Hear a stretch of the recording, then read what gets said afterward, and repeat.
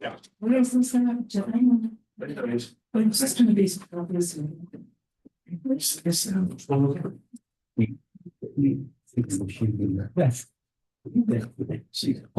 We're okay. No. And just me.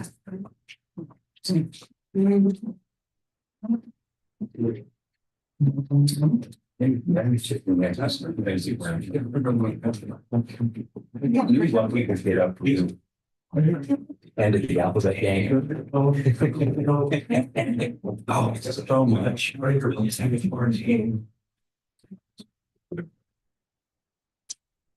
And mine.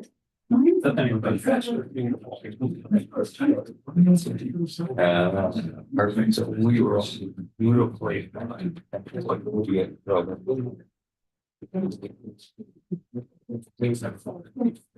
So we're gonna go for something like. I really want to. Yeah. I think I'm amazed. Yeah. Good. Yeah. Different ones. We know it. It is crazy. Yeah. It is like. Really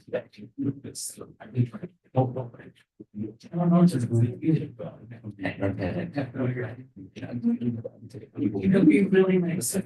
No, this is even true. The February 9, 2026 meeting of the Benita City Council at 6:30. Are there any requests or revisions to the agenda? No. I'm going to invite everyone to join us on the agenda. I pledge allegiance to the flag of the United States of America and to the republic which it stands, one nation, under God, indivisible, with liberty and justice for all.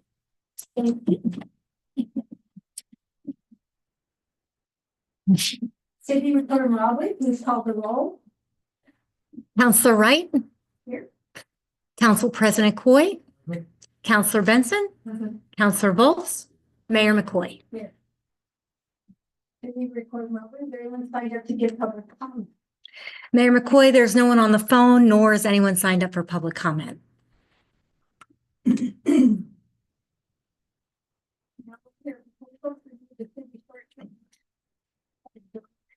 open the public hearing on ordinance number 597 at 6:30. Associate Mayor Finley, please present your amendment. Thank you, Mayor McCoy. This is a second reading for ordinance number 597.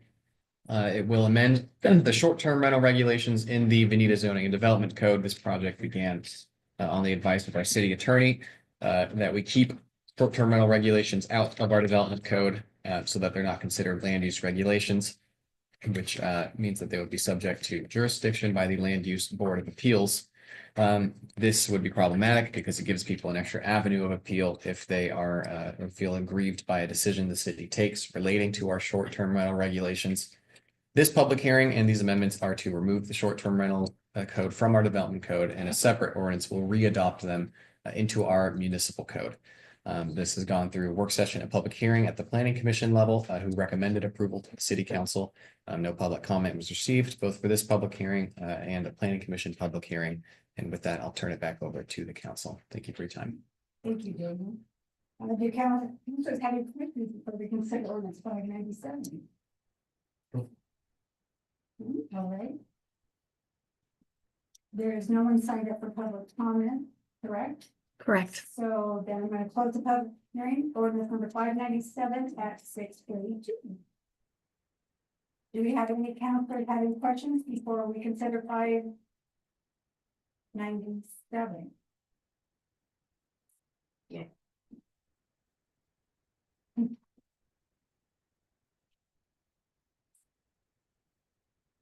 Would any council like to have the ordinance read in full? Entertain a motion for the second reading of ordinance 597 by title only.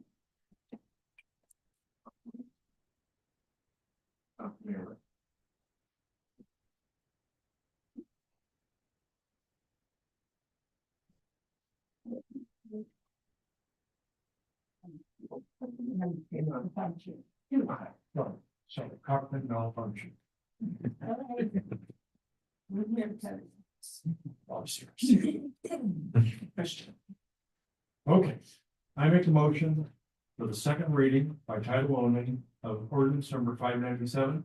And ordinance amending the short-term rental regulations of the Veneta zoning and development code as presented. Do I hear a second? Second. We have a motion and a second. City Clerk, please call the roll. Counselor Wright. Aye. Council President Coy. Aye. Counselor Benson. Aye. Counselor Bolts. Mayor McCoy. City Clerk, Ordinance number 597, an ordinance amending the short-term rental regulations of the Veneta zoning and development code.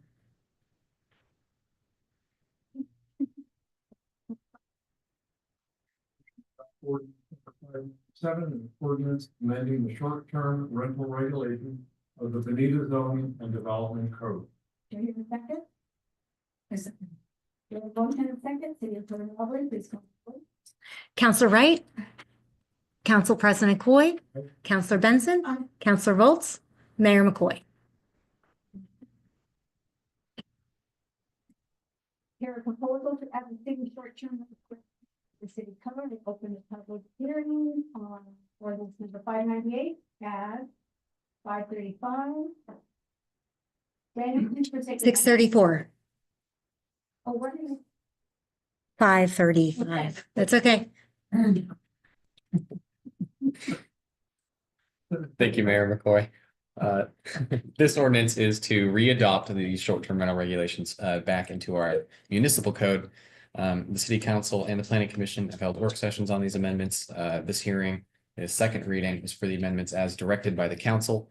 The amendments in the code will contain the same standards and requirements for short-term rentals that were in the development code with some minor changes as discussed and directed by the council at that work session.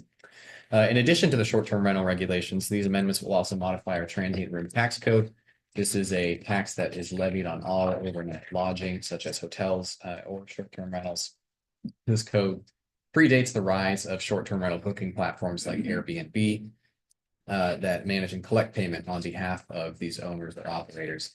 And our code doesn't fully address this situation. So in order to ensure that we are receiving this tax from these booking platforms that collect payment on behalf of the owners and operators, the amendments will modify this section to require them to do so. So with that, once again, turn it back over to the council. Thank you. Thank you. Thank you, Daniel. Do councilors have any questions before we consider ordinance 598?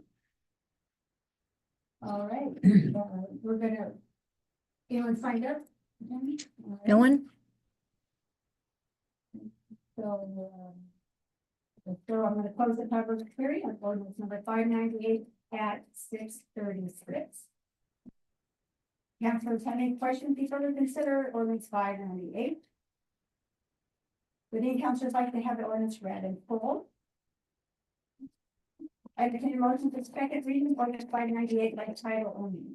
I make a motion for second reading by title only of ordinance number 598. An ordinance adopting short-term rental regulations to the Veneta Municipal Code and amending the Veneta Municipal Code, chapter 3.50 as presented. Do I hear a second? I'll second. We have a motion second. Counselor Wright. Council President Coy. Aye. Counselor Benson. Aye. Counselor Volts. Mayor McCoy.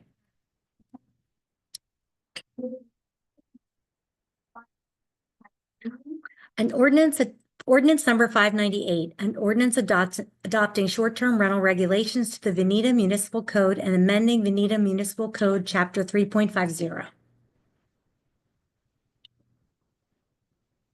Any motion for adoption? I make a motion to adopt ordinance number 598, an ordinance adopting short-term rental regulations to the Veneta Municipal Code and amending the Veneta Municipal Code, chapter 3.50. Do I hear a second? And a motion second, any further on, please call the roll. Counselor Wright. Council President Coy. Counselor Benson. Aye. Counselor Volts. Mayor McCoy. Next, we're gonna to hear a proposal to the city outdoor. I open it. 6:38. Daniel? Thank you again, Mayor McCoy. This public hearing, this is a second reading for ordinance 599, amendments to chapter 15.15 of the Veneta Municipal Code, which regulates outdoor lighting on private property and public street standards. This chapter was adopted 25 years ago, and changes in lighting technology since then have necessitated an update to this code. All changes are as directed by the council. This has also gone before the planning commission for a couple of different work sessions, who recommended the language as eventually directed by the council. The specific changes to the code are discussed and listed in the staff report. Happy to answer any questions. With that, I'll turn it back over again. Thank you, Mayor McCoy. Thank you, Daniel. Do councilors have any questions before we consider or? Okay, we have. No one? I close the public hearing on ordinance number 599 at 6:39. Any councilors wish to continue discussion at this time? Would any councilor like to have the ordinance read in full? I entertain a motion for second reading of ordinance 599 by title only. I make the motion for the second reading by title only of ordinance number 599, an ordinance amending the Veneta Municipal Code, chapter 15.15 to update outdoor lighting regulations as presented. Do I hear a second? We have a motion for second. Senior Clerk Rowland, please call the roll.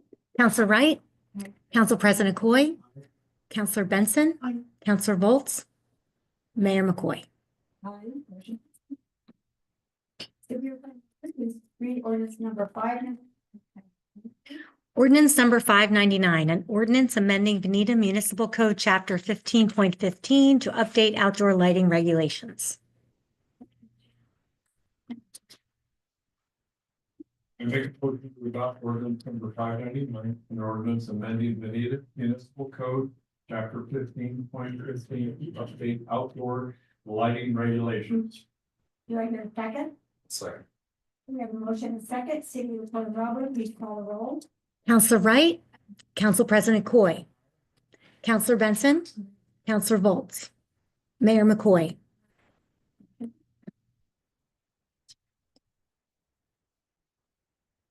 Please present the fee proposal for short-term. Thank you again, Mayor McCoy. Thanks for bearing with me, everybody, tonight. This is my last one. So we've had a short-term rental permit requirement for many, many years now, but we've never actually adopted a fee to go along with that permit. We figured now was a good time to do so, since we're changing some of the regulations and then changing what that permit looks like. The permit is valid for a 1-year period and must be renewed annually. We are recommending a permit fee of $100 and a renewal fee of $75. This fee is meant to cover the cost of staff time to review these permits, enforce this code, which is why the renewal fee is meant to be a little lower, as it will take some less time usually than a first-time applicant. So I'm happy to answer any questions again. I'll turn it back over to the council. Thank you. Thank you, Daniel. Do councilors have any questions before we consider resolution number 1471? Mr. Volts. Is the city concerned with establishing a fee for this permit is going to dissuade people from actually registering? Is, are we trying to incentivize them coming in, letting us know they're getting short-term rentals so we can get those occupation or the fees from them? We were trying to find a fee amount that wouldn't disincentivize people from doing that. Looking at other cities, they're kind of all over the map. Some go as high as the hundreds and hundreds of dollars. $100 seems to us fairly reasonable, a balance between those two things, like you mentioned, getting them to come in and also covering the cost of staff time. That cover about 2 hours of our work for one permit. Depending who's doing the work, and $100 is maybe one night, less than one night's cost for some of these short-term rentals. So that was our thinking. Yeah, I just know a lot of the short-term rentals we have around here kind of focused around smaller events or bigger events in Eugene or regional events. So it's not like, you know, in a bigger city where you're having rentals every weekend or so. I just I don't know, I'm afraid that like. You know, especially given that there's no real benefit to the applicant of the permit. Or having the permit, other than avoiding penalties, I don't, but big fan of having permits, especially, you know, I wanna know what's going on in the city, I want people to be safe, I want us to be able to regulate, but. I don't know if the fee is. Gonna be effective. It is fully within council's power to decide what the fee amount should be, if there is a fee at all, so it's. This is our initial recommendation, but the final amount is certainly up to you. Do we know what the annual intake is? I mean, we're talking about like $500 for one person, that just happens to be fair. Versus, yeah, because they went for 5 nights, or are we talking, I mean, what scale are we talking about that we actually have these types of short-term rentals? Do we know that? And we don't really have that kind of information for how many nights out of the year they're renting this out. I mean, is there? I mean, I hate to charge $100 to collect that information from people. Meaning, you know, we want you to register because we want to know. How many people are coming in, and will they just not tell us? I don't know if like a lower fee, like a year or a year, the first year, or I don't even. I just don't know if we understand the scale of the problem. That's just my comment. Constable, right? Oh, I was just going to suggest if you weren't receiving the numbers of permit holders or short-term rentals. And as an incentive with the fee, let's say it's $100, when they come in and register for their permit, they receive $25 back. Or something of that nature, or keep the fee at 75 or keep it at 125. And then, so some kind of incentive to where they come in, provide the information that we want. And then a fee that is needed is paid. I mean, are we talking about 10 people? Are we talking about 100? That's what I don't know. How many people have short-term rentals in the Yeah, city? It's very short-term few. rentals. Yeah, it's very And few. it's really very few, so why are we trying to collect a fee? And what's the purpose? Are we just trying to collect information, like data? We're trying to make sure we have that on file so we know that, one, the tax is being paid. And then, I mean, that's really the biggest reason and then 2, to make sure that our short-term rental code is being met. If you have a short-term rental where it's causing problems, you're renting it out as a party house or something like that, then knowing that, having it on file and having the ability to revoke that permit is a powerful tool the city has to make sure that these don't negatively impact their neighbors. I mean, if something's a party house, hopefully neighbors call our friend. And ask them to come and disperse the party. I mean, I haven't heard of any trouble. Has there been trouble? I guess that's kind of what I'm getting. Is there been trouble? Is there like a real? I understand. I think it's a future thing, because it's not that many. I know, so what's the purpose of charging people money if there's? Well, to cover the time it takes to process the permits. Well, if you don't have a permit. Do you charge them, or you have to have a permit? Is that what we're saying? Yeah, you gotta have a permit to operate a short-term rental in the city limits. It may be to our benefit, at least to like start people enrolling and getting those permits and not charge for it, because right now.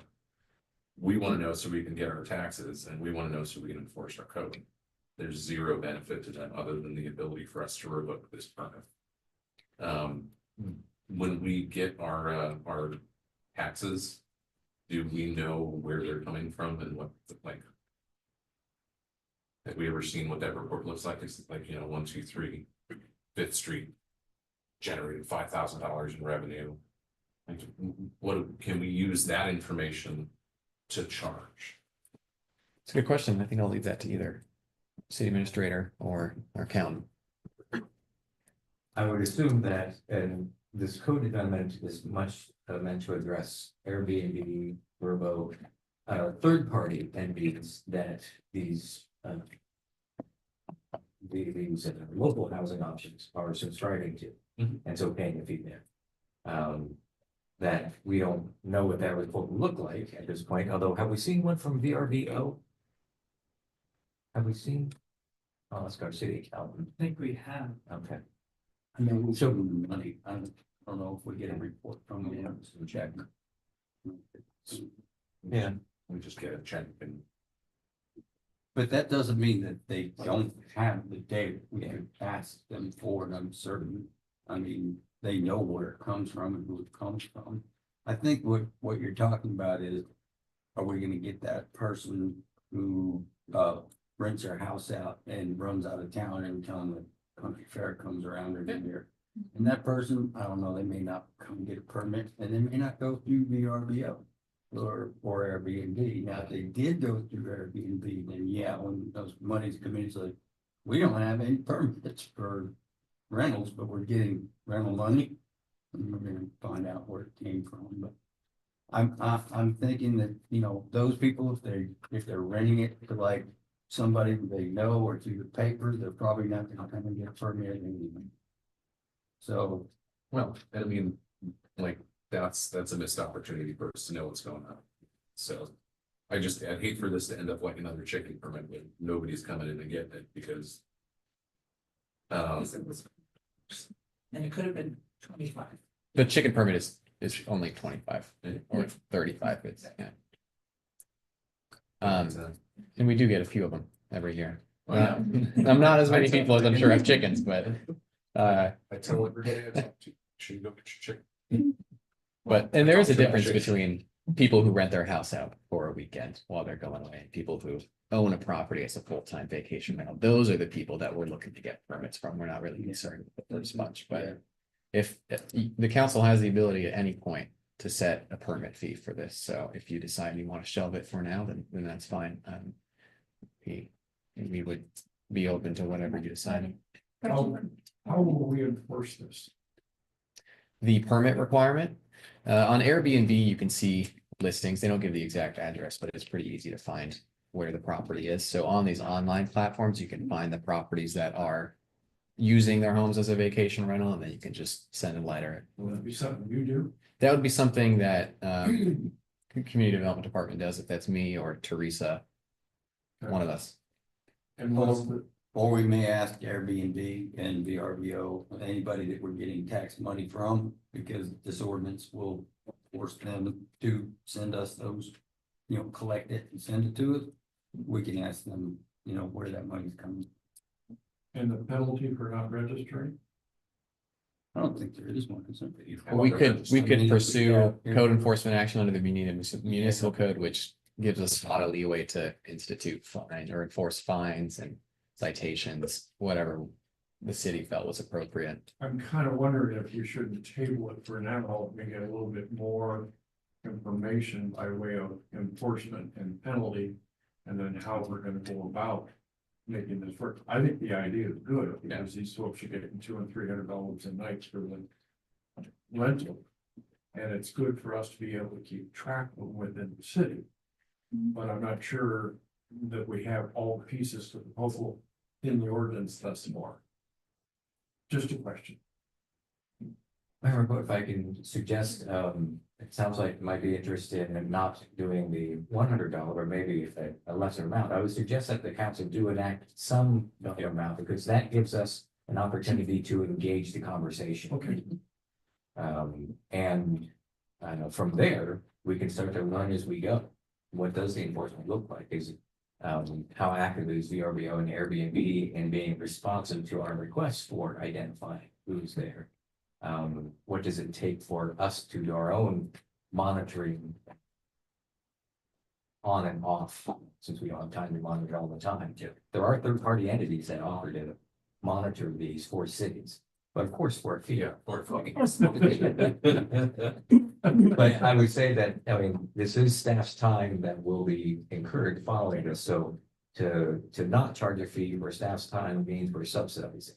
And I would say at least, I would suggest that the council will enact a fee level you're comfortable with, but at least at a level that acknowledges that there's a relationship between the city and the the renters that needs to be respected.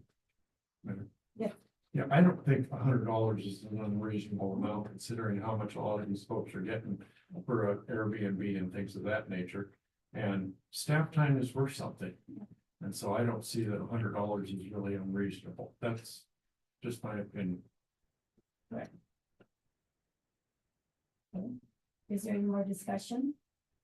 I'm still thinking $100 is gonna be one of those things that people are gonna try and get around, and you're gonna spend a lot more time enforcing it so you can get the information. And get the tax revenue than if you just incentivize them register. But, side with the majority of council on it. Yeah, I agree, if we get a little bit lower, then we might be able to capture more people. Initially, we could raise the rate when we feel like it, not that we're trying to, make profit on, but we're trying to just barely break even, I'm just trying to get that first group of people in. So that we capture those first group. Kevin? Either way, you're not gonna get rich off it. I mean, it's just not, Yeah, I realize. Yeah. I want to capture as many. yeah, if it's 50 or it's 100, it's 25, it's just, how long it takes us to do it, or how long it takes Dan to do it. More than that. Eugene. Eugene. Okay, quick, please. Most cities do collect a fee for their short-term rental permit. Like I mentioned to David earlier, it's kind of all over the map. Yeah. Some like Salem, it's $800 for certain ones, but we don't have the same short-term rental market as Salem. So we tried to put something at the more bottom reasonable end of the scale. $100 seemed about average.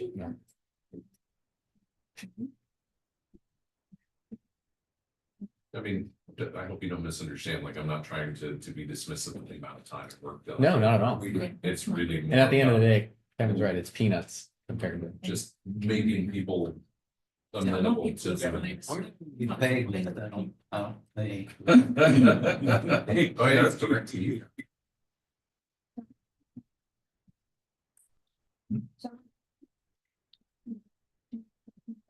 Actually, Mayor, we are required to open a public comment period anytime council addresses a fee, so at least have that in the record if you.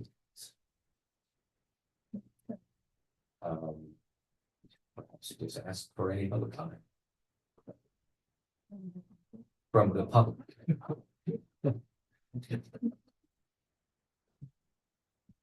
I see none. We noted in the record. No rental owners. So, okay.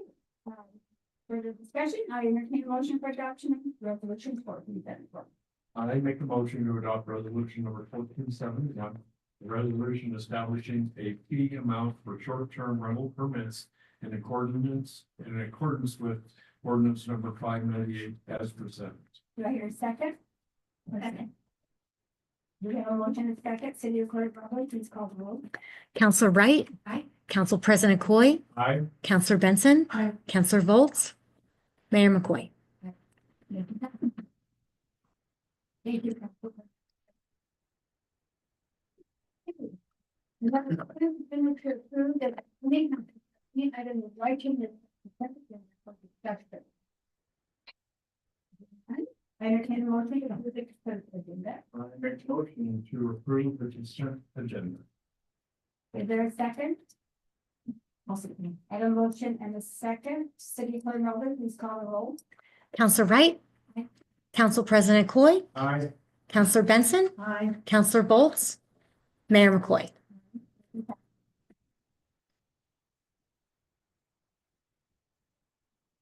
It's time for monthly public safety, private partner, please, to make your monthly. Thank you, Mayor. Good evening, everyone. You'll sheets here with the data on it. I can point out there's differences that you probably haven't seen in the past. By the numbers, you'll see a pretty significant increase percentage wise for the person call for service, public order. The unaccounted calls for service, and that we dropped off a third of monthly ground. I explained that because I recently became aware of an error that I made by minus a pad system. our CAD system is a computer aided dispatch program. Where we enter a number of information in various fields and it populates the jurisdiction for other things that happen in the background. And in my process, which I've done since I've been out here, what I failed to recognize that in November of 2024, we switched vendors in CAD system. And the way I was searching for these numbers changed and I didn't account for that. And so a number of last year's reporting is off. We've underreported a number of things. And luckily, a lot of the calls for service that are underreported are like citizen contacts, patrol checks, suspicious conditions, but there are a number of other horticulture service that went unreported. I'll be working with Jacob here to see if we can't compile and correct those numbers and get them to you guys in the annual report. That should be from the current governments. I just want to be aware of it. Still kind of holding on, hoping that our vertebrae are there, remain zero. We haven't reported this last month, but it wasn't successful. It was just a criminal strip. But if things could come out in the end a little different than what we talked about over this last year. But if you guys have any questions about the inner workings of our system, I'd be happy to answer. Must have answers. Any questions from Sergeant Parker? No. All right, thank you, Sergeant Parker. Appreciate it. All right, next, I'd like to welcome Luke Pike to Bonita as Santa Fe News District Manager and welcome back to Aaron Bondley. Luke, please tell us a little bit about yourself and then we can carry the presentation. Okay, my name is Luke Pike with Santa Fe. I previously worked, gosh, back in the day, we were county transfer site, and I was a chapter then. I've been in the industry for 29 years. Worked in county transfer and then Base Connections bought Santa Fe, so I transferred. I worked for Santa Fe for about 5 years, and then I lived on the coast, and I've been on the coast for the last 10 years working for Base Connections. And then I got the opportunity back in August to move back. So our family did, and 2 children and a wife summer, and came back, and it's been great. I'm still learning a lot, so I'm not prepared really to give the franchise year-end report, but Aaron will. But great to be back. I know Kyle from many years ago. We did a lot of cleanups together and worked together for a long time. It's love the area and great to be back. Macy in the area, if anybody has any questions. All right, does any councilors have any questions for Luke? Or any? Council votes, do you have? No. No? All right, thank you. Mayor, I think Aaron's Oh, ready to give the Aaron, right presentation. there. Okay, Well, I can push through. I'm just one second. It's a very efficient meeting. My name is Aaron Donnelly, I'm with the Santa Fe. Back, these are hard work. We've got that on our side. So. This is the annual report. Just coming here to do this every year. It's a review of basic services. Sometimes come through here, we can see, there's some images here. These are newsletters. Businesses. There's some targeted information and education and outreach that's involved with this. A lot of it is surrounding this year's and surrounding composting and reducing food waste.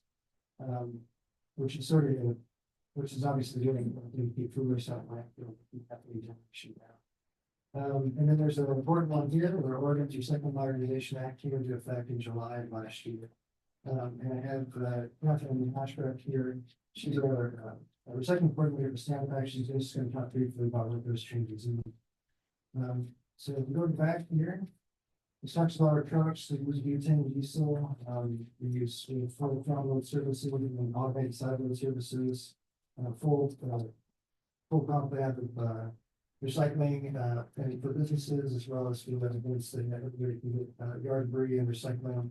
And we're going to yard debris to put food waste in as well. Our customer service department is state of the art. We deploy live call monitoring and training and stuff for our customer service department. I rarely ever get any complaints on services, for the Green Bay area, so I know that probably, well, unless we just talking about whatever, rather than that, we're calling that for a complaint typically. So, the services in Benita, my understanding is pretty good. You do have we do really focus on safety, there's drive cameras in all the trucks. They're always recording inside and outside the truck. And it gets set off by a little gyroscope inside, if you go over, it shows you something like a third of the city. Monitoring, coaching the drivers. We've had 0 accidents in the media the past year. Which is quite a lot. So recycling, the collection typically that goes to, International Paper in Springfield or Pioneer Recycling and Platinums, it's a sister company of ours. Opportunity to recycle, so the state of Oregon puts requirements in all cities based on the population size of the city as to what we can do. Distribution. It's called the opportunity to recycle. Or obviously according to the population of Benita, which is under 10,000, which is funded by state to comply with. We do revenue collection, as I said, and we picked up almost 1,000 tons for every Benita last year. We also do bulky pickup if you have large junk items, and you do biomedical waste pickup as well. We service 1,620 residential homes from Benita and 110 commercial customers. Community involvement, believe some of you might know Candy Christians, he's been with it for years and does a lot of help with community involvement, but we do a bike build for our Christmas, get together every year. We only did 40 bikes this year, to the Santa Project in Bermuda. And there's a number of events here that, we're involved with, locally as well. Always happy to support, if you guys have anything that you need some support on for a community event or something, would you have a drop truck to be available? That can do tailgate barbecue type situations as well, so if you know something like that, you can reach out. We're always happy to help. City beautification is the annual cleanup event, or high level steaming, do a lot of work, and we donate the boxes, and we have some, usually there's a couple people on staff that help out. That's just the tonnage and materials that were collected with Scott last year. So you can see there's hundreds of tons are collected every week. 13 tons of trash, 10 tons of metal, 230 tires, 1,000 pounds of fuels. We also donate a number of weekly services to the city of India, as well as the donation of the sleeper boxes and disposal for that. So that's kind of the franchise report. It's pretty basic. It's what it is usually. We continue to take our waste to Dry Creek landfill near Medford. We bought that landfill in 2022. And so from here, we take our waste to EcoSort, which is our facility, sister company right next to Stanapak in Glenwood. And then we transport it into large trailers and take to Dry Creek landfill for disposal. We're investing tens of millions of dollars in gas infrastructure there. And then we also did a study before we started transporting the waste to show that due to the gas infrastructure investments of that landfill, it's actually more beneficial for us to drive it there and dispose of it than it is to take it to the local landfill. Because as you can imagine, with garbage and food waste, especially the most impactful environmental thing about it is later when it gets to the landfill and breaks down and it creates methane. So if we can capture more of that, then it makes it more beneficial. We've also been able to, as a result, also been able to keep the rate increases pretty standard at CPI annually. Usually come in February and ask for the rate increase to be at CPI, and we handle, of course, the annual sort of rate of inflation every year. This year, we're going to come in March because of the Recycling Modernization Act that happened in July of last year. That didn't mean that like so there are some producers of recyclable materials like plastics and stuff that are helping subsidize the recycling costs.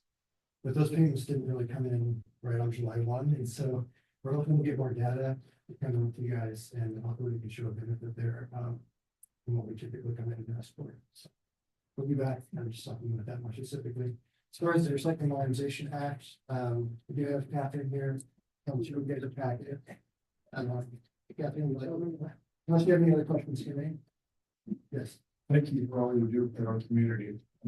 You guys are great partners and you do so many different things. So we really appreciate it. It's a very positive thing. We can kind of use what you do, kind of goads some of the companies to be participating, so Thank you so much. good job. Yeah, happy to be here.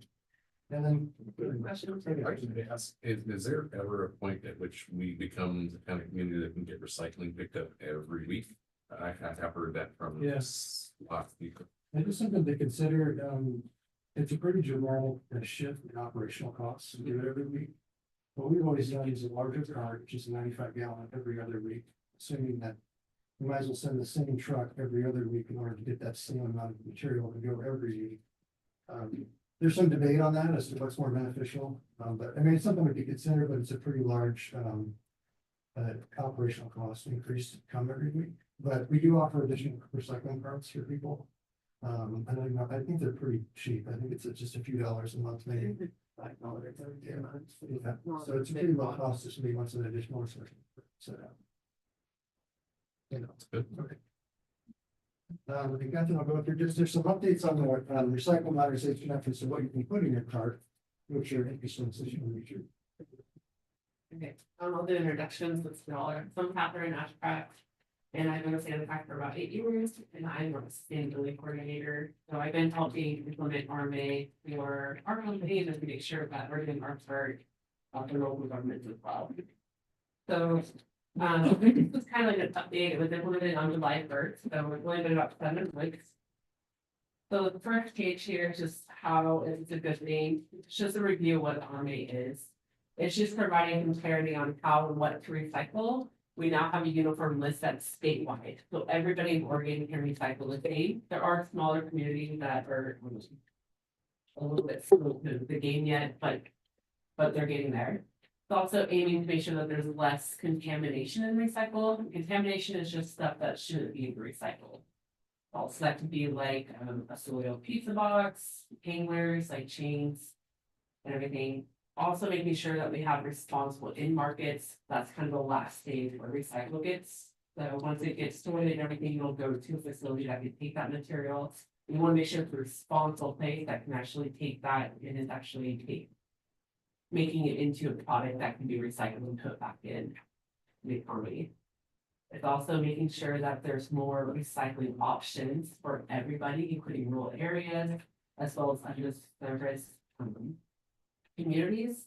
And also, we're making sure that all material is available in multiple languages, the top 9 languages spoken in Oregon. We're really trying to outreach to everybody, including Indian tribes. And then there is some funding for a glass collection support. So we're kind of lucky here. We already have a really robust recycling system and a glass pickup, but it's now going to be available all throughout Oregon.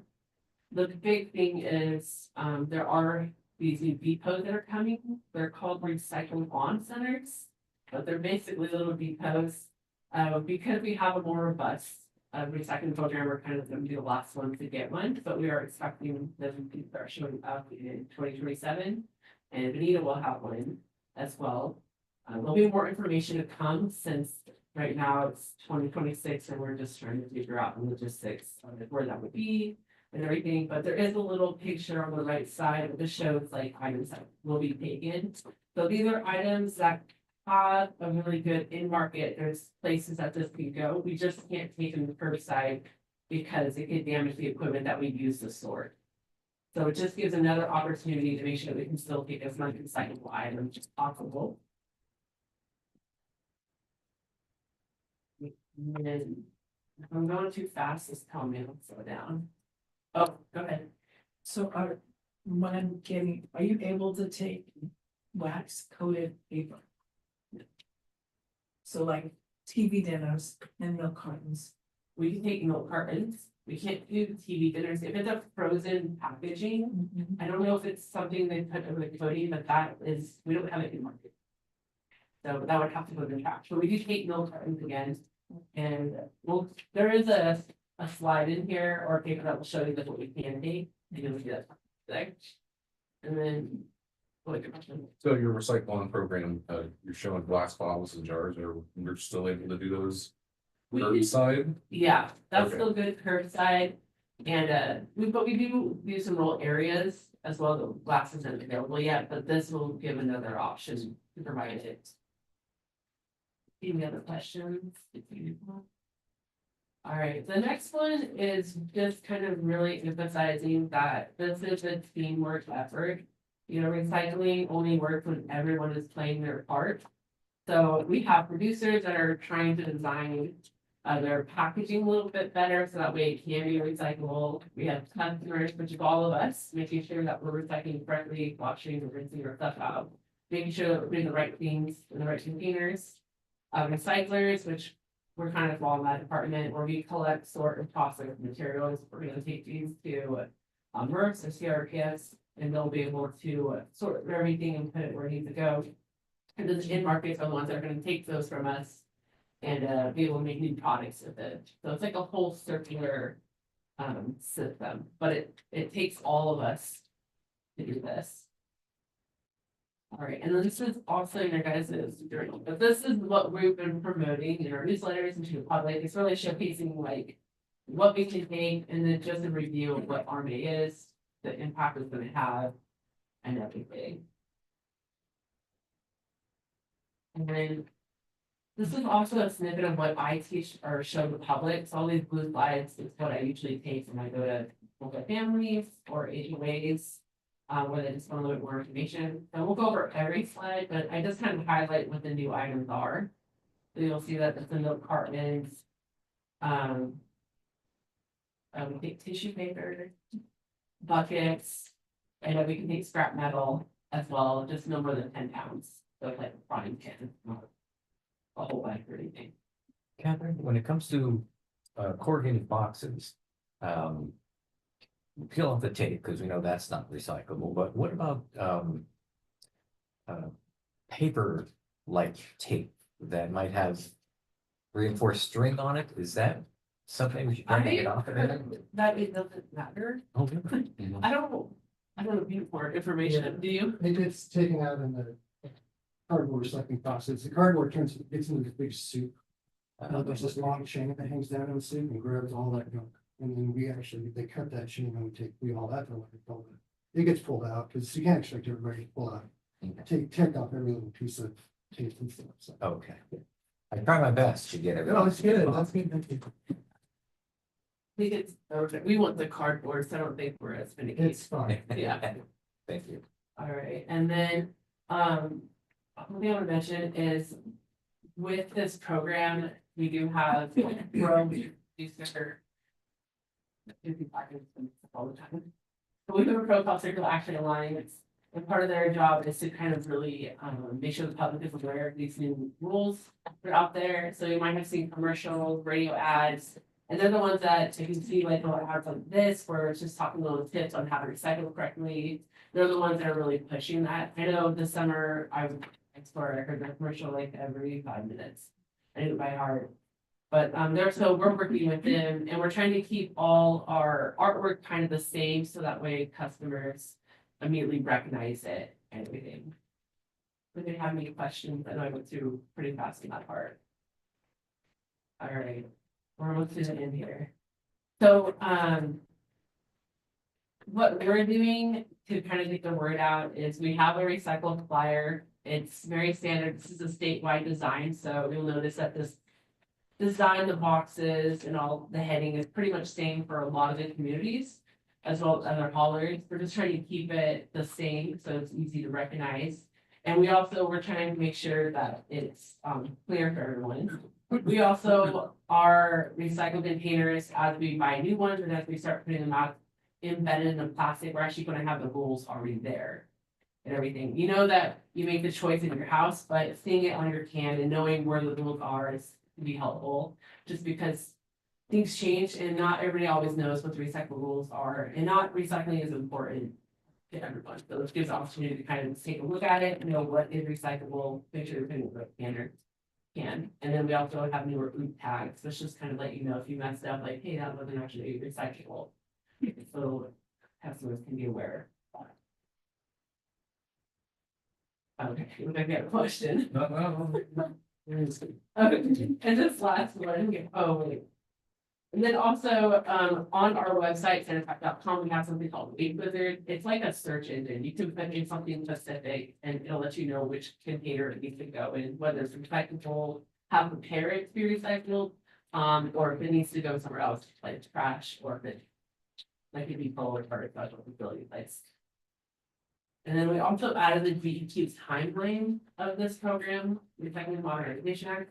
We're currently in rulemaking 3. So right now, now that it's been implemented for 6 months, they're just kind of reviewing the verbiage that we use. And the law to see if anything needs to be updated.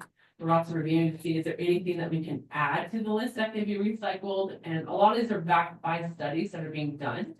A lot of these items that are on the sexual list are really thought about because we want to make sure that there is a big market for it, that it is something that customers can actually recycle fairly everything.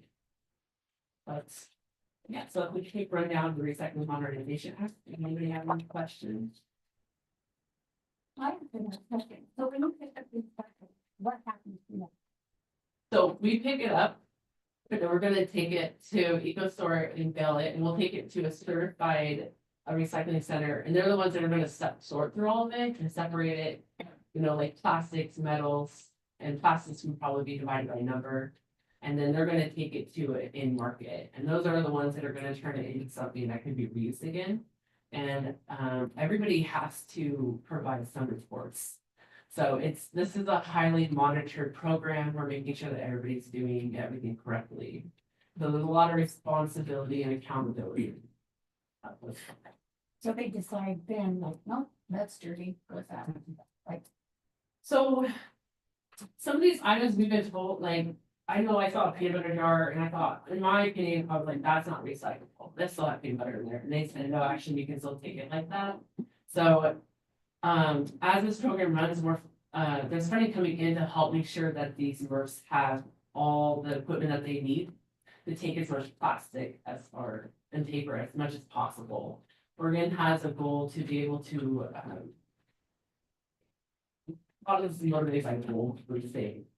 But the goal is to be able to have like 50% of plastics recycled in 2040. So they're trying to make sure that we can educate customers as much as possible the correct way to prepare it. And then the MRFs are getting equipment that they need to make sure they can handle everything that's coming in and actually turn it into something that can be used again. So I don't know if it's going to a wash bay or how that's working, but a lot of things don't have to be as clean as you think. We're still preaching to clean it, because you'd rather be safe than sorry, but they don't have to be as clean as you might think. any more questions? I just have a request, a suggestion. One of the most effective tools we ever had in our house for teaching our kids about recycling was garbage can stickers, something that doesn't take a lot of effort to remove, something we can stick at the point of generation. So our kids can see pictures of what goes and what can't. So I don't know if you saw this picture here. Mhm. As we order more recycled containers, we are gonna have these. I'm thinking more on the point of generation in the house. Oh, like in your house? Yeah, Oh, because my kids, they get their soda bottles or paper and they know how to recycle now, but it was always great for them to be able to see like, oh yeah, no, this thing goes in this box. I can look into that. I know I'm interested in doing more cabling events. And so maybe we'll look into getting stickers that we can hang out that people can put on their containers. I'll think about it. It's a possibility. Yeah, I mean, in households with children, they're half the waste generation. We're not taking our kids' garbage and disposing. You're like, hey, we'll put that garbage, then they're recycling, and they can see, on their own, make their own decisions. That's just a good tool. Yeah, like that. That's great. Any other questions? Well, I guess we're fine. Yeah, thank you. Thank you. Thank you, Pastor, Luke, and thanks for coming. All right, we have another guest.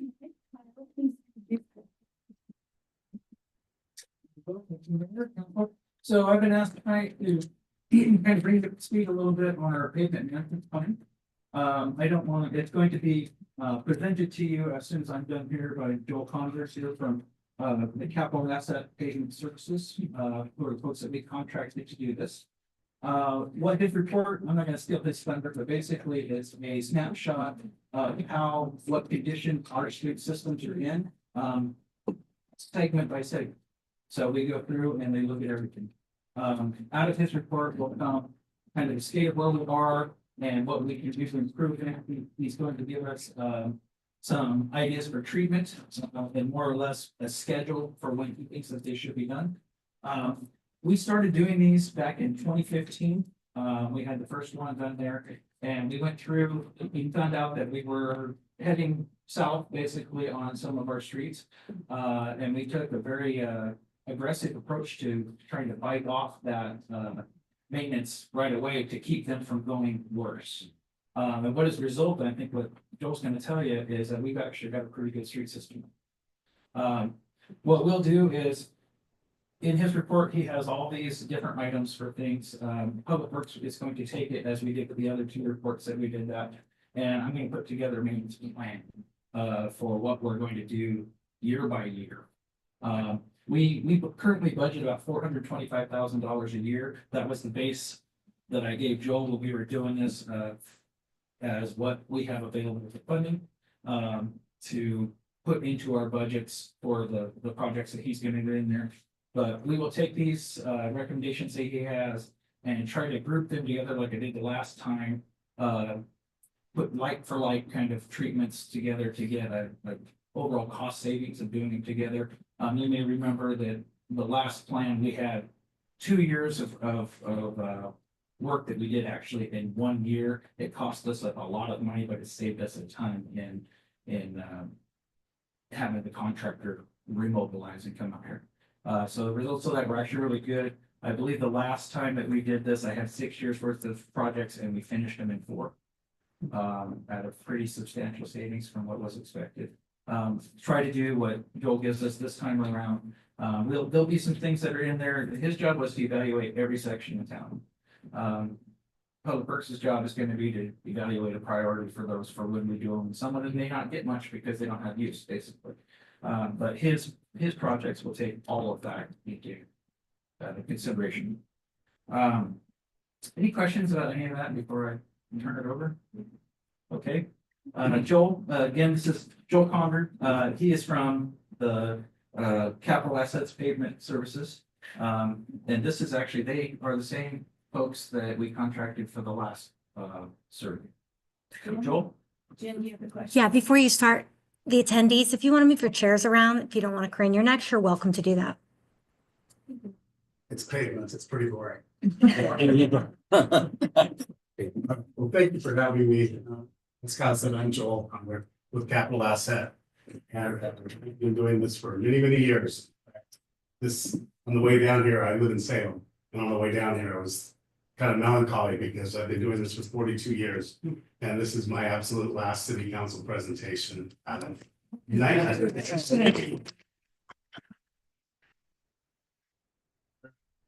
the West Coast, California, Idaho, Washington.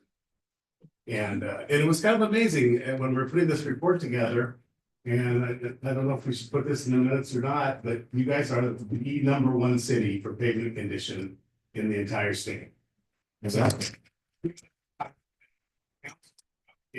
The funds to make this happen. So, and you'll see as we get into the program here a little bit, we'll give you some of those numbers. So just real quick, a pavement management system. It is a computerized system that we have, and we go out, like Kyle says, we go out and we evaluate every single street, every section of every street, and we counted all the distress, all the cracks, patches, potholes, distortions, everything, and we dump it into a computer program called Street Saver, and it kicks out pavement condition index, a PCI, from 0 to 100.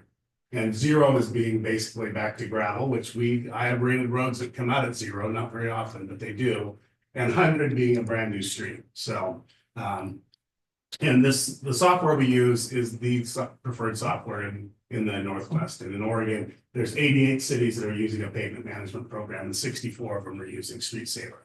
So you're using the proper one. And we do report a lot of this to the League of Oregon Cities. They are always asking us about, because they want to go to the legislature and try to secure funds, and I didn't want to get into that transportation thing that's going on right now with ODOT.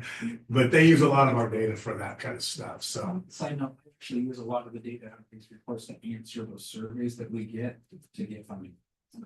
So very helpful. And the counties are required, by statute to before have a pavement management system. So we do all of Wayne County as well, and every other county in the state, so. Your current PCI is 85. No one in the state even comes close to 85. City of Wilsonville is 79, and they're the next highest. So kudos to you guys, you have a great system. It kind of reminds me of the systems we do down in the Bay Area where Google and Oracle and all those folks are at, and they dump millions into like Mountain View, California. They have, if we have a crack on a street, they want it reported. One single crack on any street, they want it reported. We have a crack, so but that's ridiculous money down there. But anyway, it basically showed a quick breakdown here. You guys have 47 miles of roads and very little arterial, but the collector, and then of course, obviously, residential local roads are your big thing here. And it breaks it down and tells you what percentage of it. You can see over 94% of your streets are in good condition. And that's just unbelievable. I never see this on any report. So with only 5% of your roads being in the fair or poor condition. So again, very good. This is my pay me now or pay me later graph that I put out. This is the pavement deterioration curve. And you can see down there in year one, does this have a pointer on it?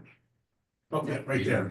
That's year one of when the road is paved, and that's year 10. And you can see the road is still in excellent condition 10 years down out after it began its life cycle. But in that next thing from 10 to 15, you see a significant drop. And that's typically where you want to apply your preventive maintenance. And you can see right there, you can do this for fairly about. It costs you 10 times as much as you wait to go down here and fix your roads. And again, you guys are in great condition. Your roads are all in great condition. So keeping them that way is going to be your guys' goal moving forward. And it's going to be much more cost effective to do it this way to maintain your roads when they're right in here as they start to slip. That's where you can put your seal coats and your crack seals and so forth on. You get down into the bottom of the graph, that's where you start getting into your structural overlays and they get very expensive. Here's Kyle asked us to run a scenario unconstrained. I kind of call that the blank check theory. Okay, if the city had all the money in the world to maintain their streets, what would happen? And you can see what would happen. You spend $1.8 million over the 6-year period, and you're going to gain a couple of PCI points. You're going to go from 85 up to 87. Excuse me. And this blue graph at the bottom is your deferred maintenance. That's kind of how much you're behind the 8 ball there. And right now that's running in about the $600,000 range. You're behind the 8 ball on deferred maintenance. But if we ran a do nothing, which I do, I just ran this report for City of West Lynn because they're thinking about doing nothing for quite a few years as their city is growing so fast. And they're doing a whole lot of this street side beautification projects up there, and they want to use the money for planter boxes and fancy street lights and stuff. And so they asked us to run a scenario. What would happen if we did nothing? So not many people do it, but some do. And this is what would happen. And Kyle asked us to run this as well. What would happen if we spent nothing over the next 6 years? And you can see your PCI goes from 85 and drops down. And the blue bars on the bottom are your deferred maintenance, and you can see it really goes up. And you guys will be $2.5 million in just 6 years behind the 8 ball if you do nothing. So strongly suggest you don't do that one. This is your scenario PCI condition. And so this one has, I believe your streets, that's kind of blurry right there, isn't it? It's your condition categories on there. And that's the streets that are in good condition are in the green. And the streets that you see one yellow one in there, it looks like, and you've got a blue street in there. I don't know which ones those are. You guys probably do. But those are the streets that are in fair or poor condition. The rest of your streets are obviously in really good condition. And here is a scenario. If you do nothing, this is what's going to happen. Those streets, all of a sudden you start to see a lot of blue streets and yellow streets pop up, and even an orange street in there. I see right there and right there and right there. And those are going to be structural overlays. Those have now moved beyond preventive maintenance. So those are going to be very expensive to fix. So this is what happens if you do nothing. These are the treatments that the program is selecting. And that's the thing about having a street that's in a good condition, it's not gonna select an overlay for it, a structural overlay. It's gonna say, let's seal coat this, let's put a crack seal, let's seal the cracks and pull a slurry seal over it. And so that's what this is suggesting to the city of Veneta, that you guys do exactly that. And you can see on there, there's a couple streets here again, that one, that it's calling, and that one right there, that it's calling for structural overlays, and you got a couple out there, east of town as well, that it's calling for, a heavier type of maintenance, and that's gonna be an overlay. And this is, now this is breaking it down year by year, if I remember right, I can't read the year up there because it's so small, but as we move forward, this is saying, okay, let's do this in 27, let's do this in 28, and let's do this in 29. And you can see one year, it's got a couple of streets, but as Kyle said earlier, that's kind of stupid to do maintenance that way. The program doesn't think that way, geographically, but what, Kyle does is he takes the human intervention, takes all these projects and moves them and lumps them together, so you're doing them 1 or 2 years as you move down the road. And this goes all the way up to the year 2030. So, and again, it's telling you what type of treatments to use in what year. And that moves all the way up 28, 29, 30, and I think this one's the 31. So this basically just kind of summarizes it real quick. And this tells you your total budget. It's recommending the city of Veneta spend 1.8 million or 304,000 a year over the next 6 years to keep your BCI current and keep your roads in good condition. As you can see there, 95% of your roads are in good condition, and that's where we want to keep that thing. So we don't want to see that one right there, the do nothing. So, and you can see your backlog. If you do indeed spend that much money, you have no backlog. If you cut funding, it's obviously going to go up. And then it also shows you after the 6 years, 98% of your roads are going to be in good condition, with just a couple, probably a block or two, that are going to be in fair or poor condition. And again, if you do nothing, you can see 15% of your network moves into that condition. So that's basically it. It's pretty simple. You guys are in great shape. You're doing a great job. Kyle's doing a wonderful job in keeping your streets in good condition, and I get asked that question all the time. Who's the best? Who's the best? Well, after doing this tonight, I'm not going to be able to brag about you guys anymore, but I'll pass it on to my successor, that you guys are the #1 city in the state of Oregon. So congratulations on it. With that, I'll entertain any questions if you have any. Any questions? Yeah. Or- When do you retire? January 1st. It was 6 weeks ago. Yeah. Yes, it was 6 weeks ago. Yes. We contracted with them last year. Yeah. So we had, I've been Joe's on the hook for that one, so. Yeah. And Rowan for that. My wife asked me that as I was going out the door today. Where are you going? I thought you retired. I haven't seen a pair of pants on me in 6 months. Oh, sure, it's Thank you for coming and sharing with us. Good luck. Thank Any you. other questions? Any questions? You're doing great. Thank you. Yeah. Good job.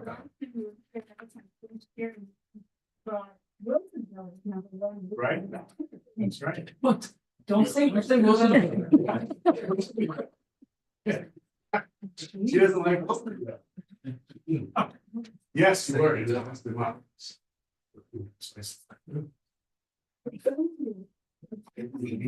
That's all. That's all I have. Thanks, Kyle. Good job. Thank you. Good job. Pretty impressive since they were all dirt when you started. Well, you didn't have cars either. Yeah, no cars. Oh,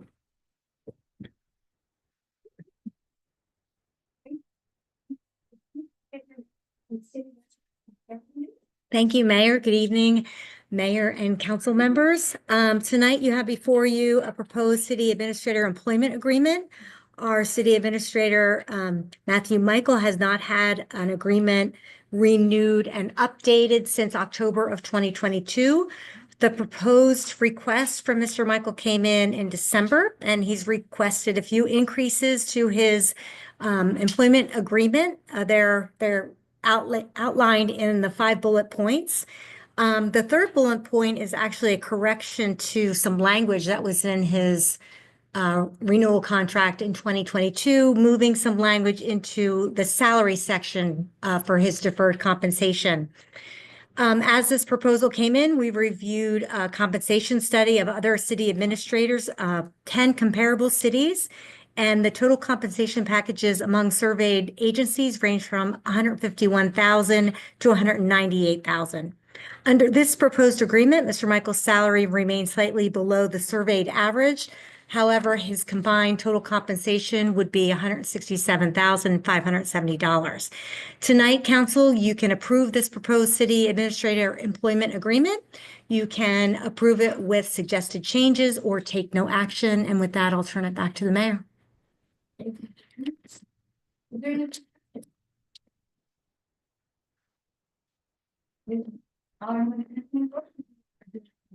Make a motion to approve the city administrator employment agreement. Thank you. Is there a second? Yes. Okay, all in favor, say aye. Aye. Opposed? Motion passed. You're working. You're reading. Next, management analysis board, please present your memo on the proposed renewal agreements with the Vinita Firms Chamber of Commerce. Thank you, Mayor. So, before council tonight is the option to, contract with the Fern Ridge Chamber of Commerce, for tourism and their economic development related services. Since 2009, the city of Vinita has contracted with the Chamber of Commerce, to provide a visitor center coordinator service, using the funds we received through the Rural Tourism Marketing Program, or RTMP funds. This seasonal position, excuse me, is seasonal and averages typically 10 to 15 hours per week. This person sits at the city, the Chamber of Commerce, and is a front desk receptionist. Their duties include customer service, event planning, the preparation of a monthly newsletter, and the maintenance of the city's, the Chamber's website and social media platforms. In 2025, the city expanded this agreement with the Chamber to include additional staff time dedicated specifically to the regional economic identity and branding efforts that the city could develop last year. The city also allocated funds for the ongoing maintenance and management of that brand. That includes merchandising and promotional activities. The 2026 agreement remains largely unchanged from the prior year. The proposed allocation of these funds to the chamber would be $12,000 for the personal services related to the chamber, this coordinated position, $4,000 specifically related to the personnel set of services related to the branding, and $4,000 for marketing, promotion, and the management of the economic identity brand materials. With that, I'll go back to you. Your options are to direct the city administrator to sign the contract with the chamber, amend that contract as you see fit, or direct the city administrator to renegotiate the contract, or take no action at this time. And then I'll give it back to you. Thank you, Jacob. Do councilors have any questions for Jacob? Okay, I'm gonna like to entertain a motion for this agenda item. I move to direct the city administrator to sign a contract with the Vinita Fern Ridge Chamber of Commerce for tourism and other economic development related services as presented. There a second? I'll second. Okay, the motion is second, all in favor, signify by saying aye. Aye. All opposed? Motion passes. Thank you, Jacob. Okay, we have a donation request for the Missoula Children's Theater for the upcoming production of Elmira Elementary. Is there any discussion?